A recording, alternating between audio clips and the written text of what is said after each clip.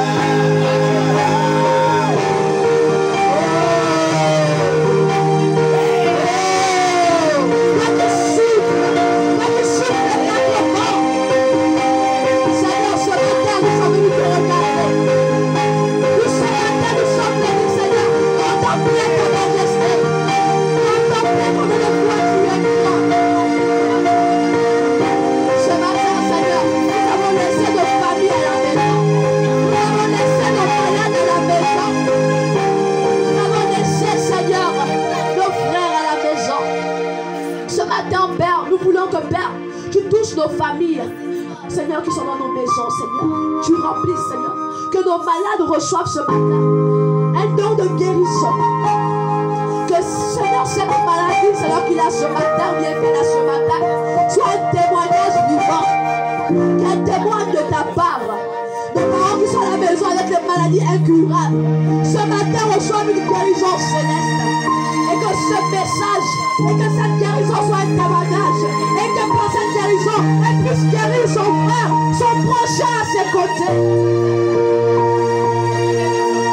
Nous avons laissé nos frères affamés, car nous nous voulons, Seigneur, pas seulement être nourris, Seigneur, de nourriture, de pain, mais de toute parole qui sort de la bouche de l'Éternel. Oh Yahweh, nous sommes venus parce que nous sommes assoiffés dans l'esprit. Nous sommes assoiffés. Nous avons faim, Seigneur, de toi. Remplis-nous ce matin. Remplis nos maisons ce matin. La femme cananéenne. Yahweh, elle regardait vers toi. Là, ce transfert en ciel et terre. Quand ta présence est là, il y a une forte onction qui monte. Quand tu es là, les paralytiques ne peuvent pas rester sur leur chaise roulante. Ils se mettent debout pour reconnaître ta majesté.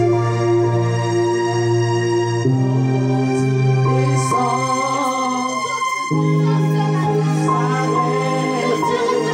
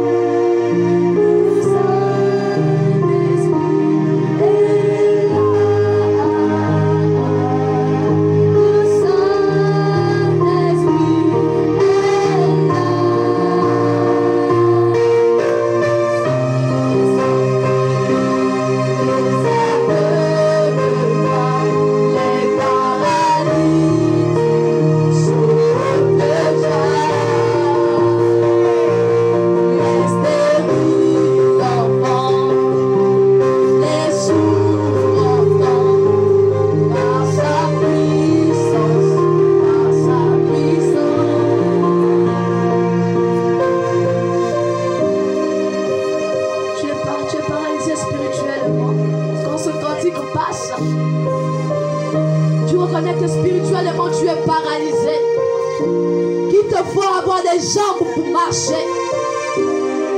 Il te faut des yeux pour voir parce que spirituellement tu es aveugle. Ouvre tes yeux, ouvre-les et vois ce matin. Et marche, marche ce matin. Tu es stérile parce que tu ne peux pas enfanter physiquement, mais spirituellement tu ne peux pas enfanter. Approprie-toi cette parole. Que les stériles enfantent ce matin. Que j'enfante ce matin. De quel enfantement s'agit-il ce matin? Du spirituel. Tu n'arrives pas à enfanter spirituellement. Demande à Dieu de te donner la capacité d'enfanter ce matin.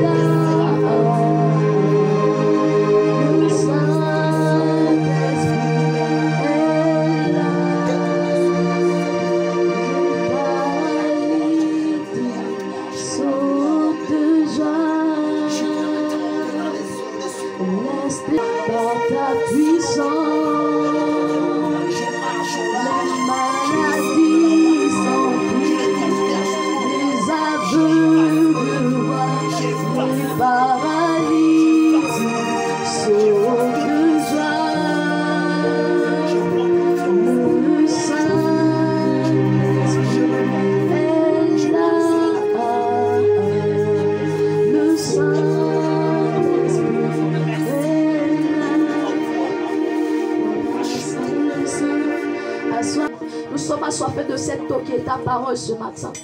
Nous voulons que Père, tu viennes encore diriger le reste de ce moment, Père. Tout ce qui se fera en ce lieu se fait par ton Saint-Esprit et par toi. Nous voulons que Père, tu viennes continuer à prendre le règne au milieu de nous. Que la distraction soit chassée au milieu de nous ce matin, Père. Seigneur, que le sommeil, Seigneur, mon Dieu, mon roi, l'esprit d'assoupissement ce matin soit chassé au milieu de nous. Seigneur, viens prendre le contrôle de ces moments. Viens prendre le plein contrôle de la parole ce matin. Cette parole, Seigneur, qui vivifie l'esprit, l'âme, Seigneur, mon Dieu, mon roi. L'être humain ce matin. Quoi que tu demandes à mon cœur de faire aujourd'hui, de t'écouter, Seigneur, avec sagesse et intelligence, Père. Toi qui donnes cela, Père, je t'écouterai ce matin. Inonde encore celui de ta présence. Au nom puissant de Jésus-Christ de Nazareth. Amen.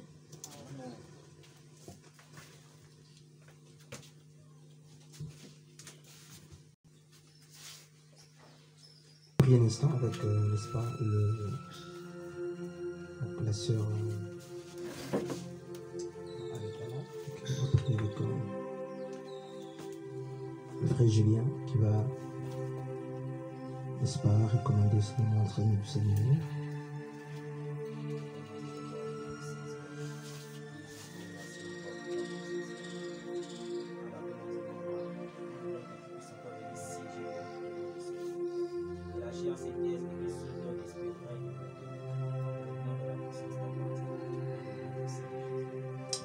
Ok, donc bonjour, nous voulons partager nous allons partager.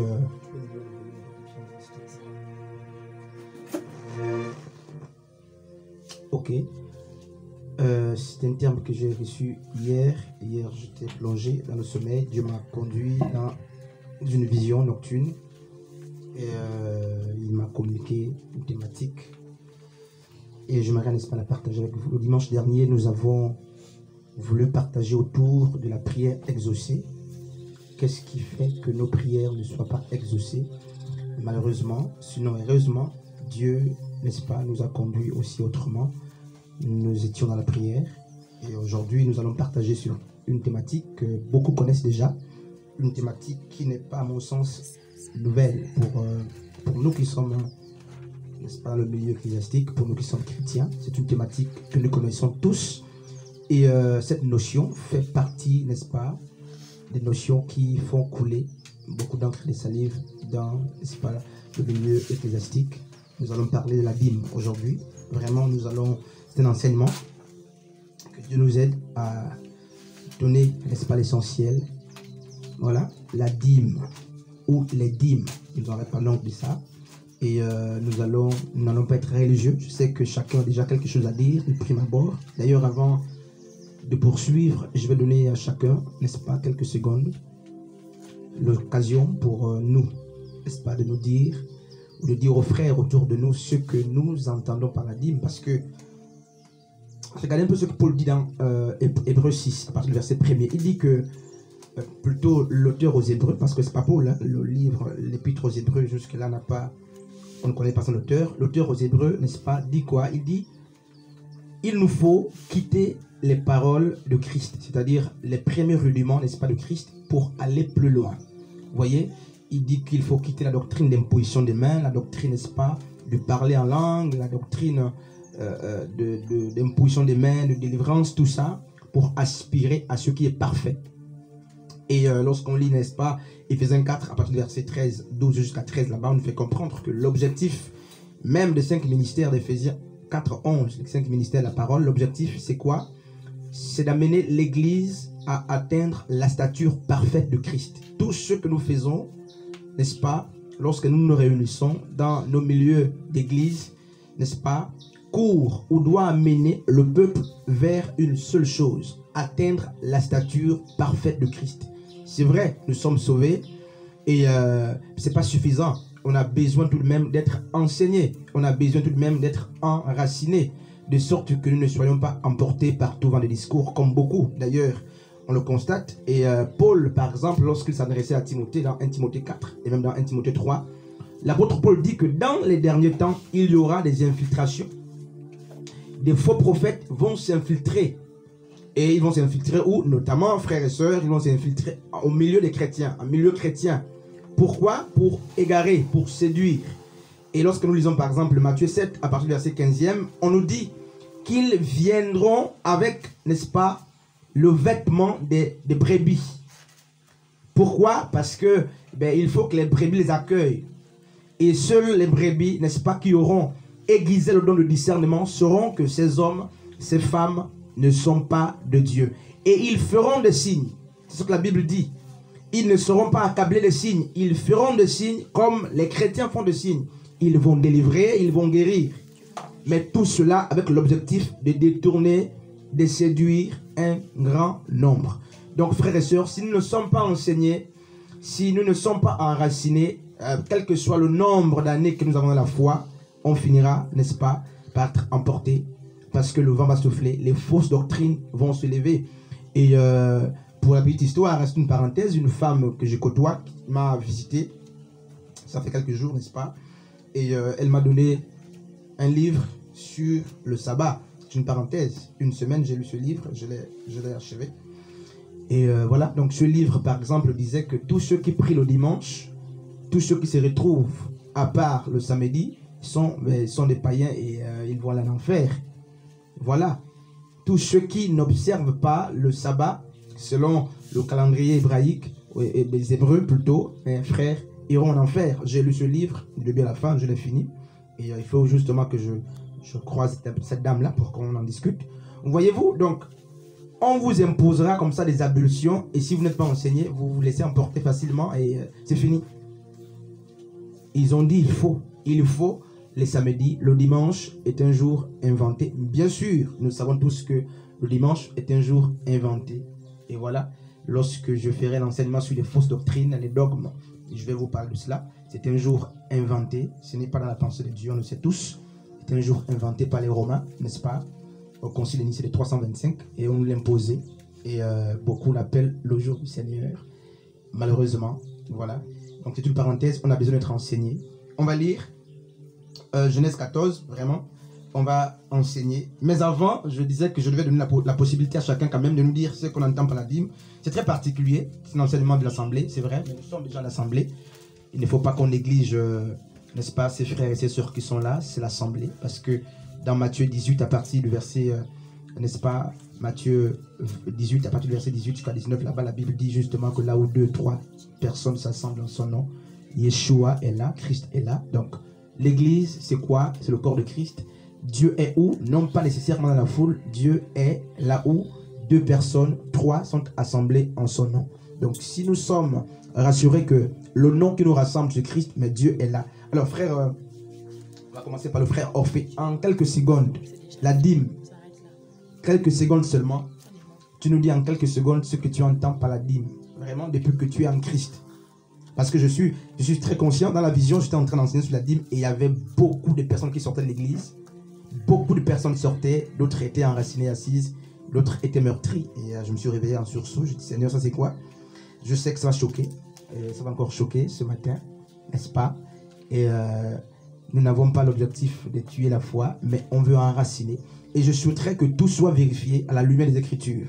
Parce que Ephésiens 2, 20 dit, vous avez été édifiés sur le fondement des apôtres et des prophètes, Christ étant lui-même la pierre angulaire. Donc nous ne faisons aucunement de philosophie. Il y a des frères qui ont appris, des sœurs ont appris ici, mais nous nous retrouvons autour de la Bible, pas une philosophie quelconque. Donc je vais tout examiner à la lumière des Écritures. Certainement, vous avez déjà entendu certaines choses, mais on va examiner ce que la Bible dit réellement. Ok, frère Orphée, en quelques secondes, la dîme, qu'est-ce que tu peux nous dire de la dîme?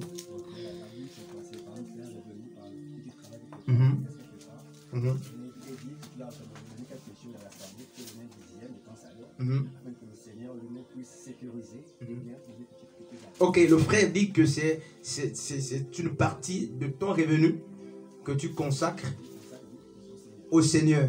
Mais comment? À Dieu? Comment? À qui? Dans l'assemblée? À un frère dans l'assemblée ou comme offrande? Ok, merci. Mahan, la dîme. Vraiment. Le 10e du revenu. On donne ça quand? Chaque fin de mois. Ok. Oui, frère Jérémie. Alors, tu as entendu parler de la dîme et on a besoin vraiment, j'ai besoin de faire cela pour éviter, voilà. Qu'est-ce que tu peux nous dire en quelques secondes? La dîme, c'est d'abord remercier Dieu pour ce qu'il te donne, car c'est Dieu qui donne les moyens de pouvoir s'entretenir, de pouvoir vivre. Et c'est donc le remercier pour ce qu'il t'a donné. Ok. Par exemple, on est dans une autre personne. Ok, ok, merci. Voilà, frère sœur Gaëla, quelques secondes vraiment. Le 10e de ton 10e prêt de ton revenu. Comment? C'est-à-dire? Bon, par exemple, si tu as un champ, tu peux aller sur la base d'un champ. Quand tu fais la récolte, tu enlèves le 10e prêt de pour lui. Maintenant, comment pour dire que c'est pour Dieu, comment donner? Tu peux aller dans les orphelinats ou bien aller chez les veuves et les orphelins et faire le don. Ok. En fait, ok, sur Joyce. La dîme. La dîme, c'est le 10e de ton revenu.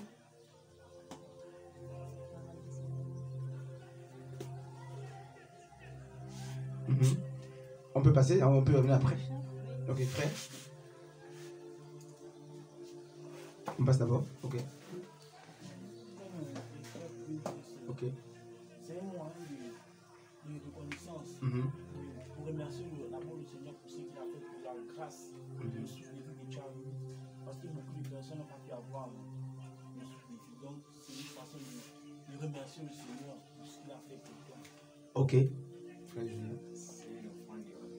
Une offrande de remerciement pour le Seigneur. Ok, frère. Bonjour, frère. Je connais pas le prénom. Bonjour d'abord, moi Ouais. c'est Fortuna. Frère Fortuné. D'accord, Fortuna. Frère Fortuna. D'accord, j'ai été invité par une petite famille. Ok. On fait Dieu une grâce. Mhm. Bon, pour moi, je peux définir la dîme comme étant un moyen de remercier Dieu. Remercier Dieu pour tout ce qu'il a fait pour nous, pour la vie, pour la santé, pour tout ce qu'il nous donne en fait. Mhm. La Bible et les offrandes, c'est bon, un peu dans le même sens. Mhm. Parce qu'on a vu avec Caïn et son frère Abel. Mhm. Et il faut aussi préciser qu'il y a une manière de donner aussi la dîme aussi. Mhm. Mhm. Donc la dîme avec joie, avec passion, pas avec un cœur rempli d'amertume. Ok. Donc, c'est ça. Merci, frère Fortuné. Merci. Nous sommes très honorés de compter parmi nous. C'est un frère du royaume. Voilà. Frère Guy. Là, je ne peux plus oublier le prénom en fait. Pour moi, la dîme, c'est. Je prendrais l'exemple. La dîme, c'est. Comme dire, c'est remercier Dieu. Mhm. C'est comme une action de grâce. C'est de donner le meilleur qu'on a, ça doit venir du cœur. Comme Noé a eu à faire avec les animaux qu'il avait dans l'arche. Il a donné le meilleur, ceux qui étaient les purs qu'il avait donné à Dieu. C'est de donner le meilleur de ce qu'on a, les purs, sans sourciller d'un œil. Comme on dit dans la parole, la main gauche ne doit pas savoir ce que la main droite donne. C'est juste ça. Ok, merci. Sœur Diane. Une façon de remercier Dieu. Mhm. La vie, la santé qu'il te donne. Ok, merci. Sur Mbani, c'est oui, la Bible. Pour moi, la dîme, c'est un dixième de son revenu, en guise d'offrande pour remercier Dieu pour Ok. Dieu les bienfaits. Ok, voilà. Est-ce que vous donnez la dîme, par exemple? Ok. Maintenant, je vous pose une question. Vraiment, je vais vous poser cette question. Qui est la première personne, n'est-ce pas, à donner la dîme dans la Bible? C'est l'enseignement, hein? Vraiment, je ne vais pas parler seul. On va participer, les frères. Adam, maman Anne, Moïse, frère Ophé, frère Julien, sur Gaïla, frère sur Lady, sur frère Fortuna, frère Guy, sur Diel. Qui, depuis que vous lisez les Écritures, depuis que vous êtes dans les assemblées, par exemple, depuis que vous êtes enseigné, qu'est-ce qu'on a dit? Qu'est-ce qu'on vous a dit au sujet? Parce que on ne peut pas aborder une question sans aller à l'origine. Voilà. J'aime vraiment la Bible, excusez-moi, mais on va vérifier tout sur la Bible. J'aime la Bible, je ne sais pas pourquoi, vraiment. Et moi, je me dis, je ne dois plus me marier même pour que je reste avec la Bible. Parce que j'aime vraiment la Bible. C'est un mystère. Et j'aime aussi l'enseignement. Donc, qui, d'après vous, est le premier dans toute l'histoire de la Bible? Toute l'histoire de la Bible, qui est la première personne à avoir donné la dîme? Parce qu'on nous prêche la dîme dans les assemblées. Vraiment, je vais nous prêcher la dîme autrement aujourd'hui, je sais. Mais il faut qu'on réparte à l'exogénèse. Qui, d'après vous, sur Gaïla, fut la première personne à donner la dîme à Dieu? Oui, frère Guy. Quand je parcours la Genèse, Mhm. la première Voilà. dîme que je vis, c'est celle que Abel et Caïn Mhm. font à Dieu. Non, ça c'était l'offrande. C'était volontaire. C'était pas la dîme. Voilà. C'était pas dit que c'était la dîme. Tu vois un peu? Je parle de la dîme. Parce que vous avez dit c'est le 10e du revenu. Et lorsqu'on lit l'histoire d'Abel et Caïn, ils ont offert, certes, n'est-ce pas, des présents à Dieu, mais c'était pas la dîme. Ok. Je parle de la dîme. Qui est la première personne à avoir élevé la dîme vers Dieu? Parce que c'est bon d'être dans l'église, c'est bon de prêcher l'évangile, c'est bon d'être intercesseur, intercesseuse, chantre, mais c'est aussi bon d'être informé au sujet de la Bible que nous transportons dans nos sacs ou sous nos aisselles tous les jours. C'est vraiment bon aussi de connaître. C'est une arme en fait. Donc, on va lire à Genèse 14, Alors, donc, de toute l'histoire de la Bible, la première personne à avoir, vraiment, je vais parler calmement, je n'ai pas l'habitude, frère Fortuné, je n'ai pas l'habitude d'être calme, c'est très rare, mais c'est l'enseignement. Et je veux que ça passe. Ici, il y a des questions, vraiment poser des questions. Donc, de toute l'histoire de la Bible, le premier à avoir élevé la dîme vers Dieu, c'est Abraham. Abraham était prophète, oui ou non? Voilà, parce que il faut vraiment rentrer comme ça. Abraham est la première personne à avoir donné la dîme à Dieu. Maintenant, regardez ce qui se passe. Nous sommes vraiment dans Genèse 14, on ne va pas lire, mais vous pourrez lire à partir du verset 17 pour comprendre, ou sinon du verset 1er pour comprendre. Abraham, frère Fortunat, était riche. Il avait des brebis, il avait tout. Mais l'histoire nous dit que Abraham n'a pas pris 1/10 de ses biens pour donner à Dieu. Parce que vous nous avez dit que la dîme, c'est le 10e de son revenu. Bah alors ici, Abraham a donné le 10e de quoi? Même pas de son bétail. C'est pas de ses richesses. Vous voyez? Abraham va sauver son neveu Lot qui était en guerre. Un frère dit, tu connais l'histoire, voilà, ça revient, l'histoire revient. Et il a vaincu, il a triomphé de ses ennemis. Et naturellement, il s'approprie les biens de ces rois qu'il a vaincus. Et sur le chemin de retour, la Bible dit qu'il va croiser, je ne vais pas me lire l'histoire, mais c'est dans Genèse 14, il va croiser un homme qu'on appelle Melchisedec. Prince de paix et de justice, roi de Salem. C'est ça que le prophète dit. Vraiment, j'aime cette histoire.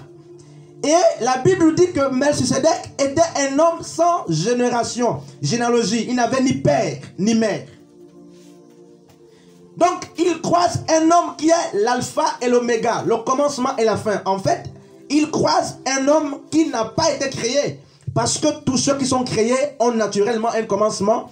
Tous ceux qui sont créés, mais comme Jésus, homme, le fils de Marie, a une généalogie, par exemple. Luc dit qu'il descend de Nathan, mais Matthieu dit qu'il descend de David. C'est pourquoi dans Matthieu 1, on dit Jésus est le fils de David. Et Abraham n'a pas donné la dîme à un pasteur. On dit qu'il a donné à Melchisedec. Une personne qui n'avait ni père ni mère, ni commencement de vie, ni fin de jour. Et on sait tous que celui qui n'a ni commencement de vie, ni fin de jour, c'est Dieu lui-même. Et qu'est-ce qui se passe? Abraham, au lieu d'aller prendre 1/10 dans toutes ses richesses, il a pris le 10e, n'est-ce pas, des richesses issues de la guerre, le butin de la guerre. Il va donner à Melchisedec. C'est la première fois que la Bible parle de la dîme. Et il faut rappeler qu'à cette époque, la loi n'était pas encore promulguée. Parce qu'à cette époque, Moïse n'intervient pas encore parce que la loi vient avec Moïse. À partir du verset Exode 30, 31, 32, c'est là, n'est-ce pas, que Dieu révélera la loi à Moïse. Donc ici, Abraham a donné la dîme non pas conformément à une loi. Abraham n'avait aucune contrainte d'une loi. Un frère fortuné, vraiment, s'il y a une question, n'hésitez pas de m'arrêter. Un frère Orphée. Donc, Abraham n'avait pas encore écouté un prédicateur dire « donne la dîme ».